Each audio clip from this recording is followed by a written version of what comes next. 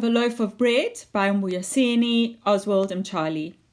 Look back to the rolling fields, waving gold-topped wheat stalks mowed by the reaper's scythe, bundled into sheaves and carted to the mill and ground into flour, kneaded into mountains of dough to be churned by rollers and spat into pans as red hot as Satan's cauldron. Brought to the cafe, warmly wrapped in cellophane, by Eat Fresh Bread bakery van, for the waiting cook to slice and toast to butter and to marmalade for the food-bedecked breakfast table. Whilst the labourer, with fingers caked with wet cement of a builder's scaffold, mauls a hunk and a cold drink, and licks his lips and laughs. Man can live on bread alone. So the poet was born in Vryheid in 1940, and his poems are both in English and Zulu, inspired by township life in Soweto. Mtshali was a messenger before he published Sounds of a Cowhide Drum, and he won the Olive Schreiner Prize for that in 1974. He studied in America and came back to South Africa in 1979 to teach school in Soweto. His second book of poetry, which was banned, was called Fire Flames because of links to the Soweto uprising in 76, and it was published in 1980. His poems explore the experiences during apartheid and the living conditions of oppressed black people who lived and worked in difficult conditions. His use of imagery and, in this poem, juxtapositions that foreground disparity, so the gap between the rich and the poor, are effective commentary on the conditions he wrote about. So the first thing that we notice about the poem is that the title is quite unusual, Portrait of a Loaf of Bread, because one does not think that the humble loaf of bread would be a good subject for a picture or a painting.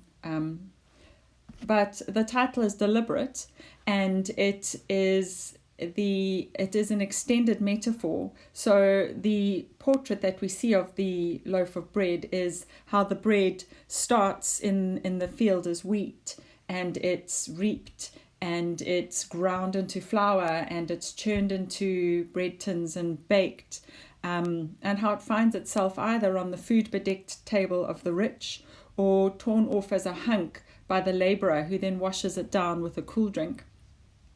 And so the portrait is, the extended metaphor is actually to highlight the disparity between what the food-bedecked table and what the white people would have enjoyed during apartheid in comparison to the labourer. And perhaps even now, today, there's still enormous disparity in the country. So this poem is still relevant. So looking at the first stanza, look back to the rolling fields, waving gold-topped wheat stalks, mowed by the reaper's scythe, bundled into sheaves, carted to the mill and ground into flour. And then we have an indentation, kneaded into mountains of dough, to be churned by rollers and spat into pans as red hot as Satan's cauldron. So this is quite a clever stanza, because as he starts to speak about it being kneaded into mountains of dough, it does sort of become a mountain there, it indents. And we have the rolling sound and the waving, giving one a sense of the scope of the fields. And the waving of the wheat is obviously personification, because it doesn't literally wave, which are then mowed by the reaper's scythe. So we're looking at the labourer from the beginning of the poem. In the first stanza, he's implied, he's the reaper, and he's coming through the fields, chopping, and then he's bundling, and then he's taking it to the mill, and then he's grinding it into flour. And there's a real sense of how difficult these jobs are, and the number of people that must be involved in these jobs. So he offers us a timeline of a loaf of bread, starting with the fields where the wheat grew, taking it to the mill, and then the baker's oven.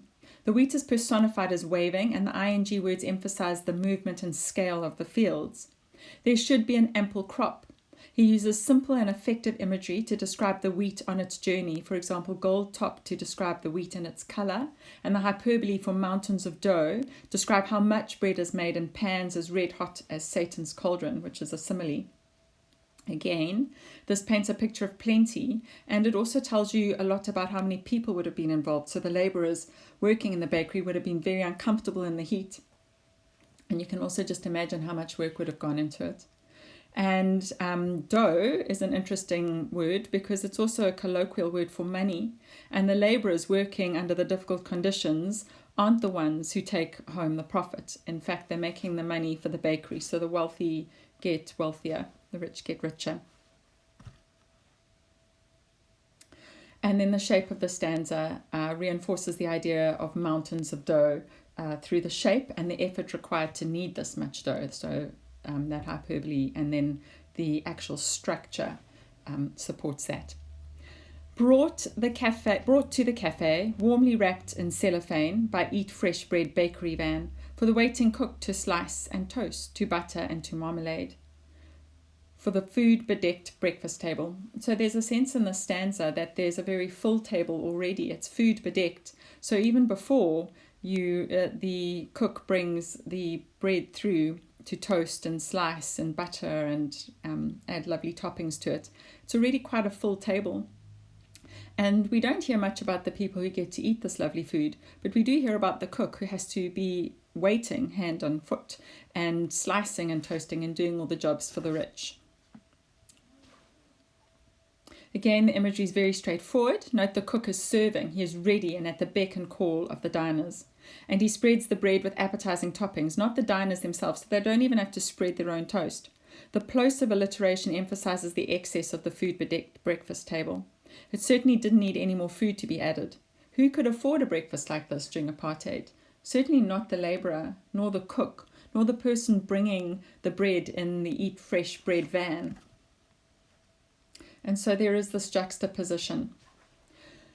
And then the final stanza, whilst the labourer, with fingers caked with wet cement of a builder's scaffold, mauls a hunk and a cold drink, and licks his lips and laughs, man can live on bread alone.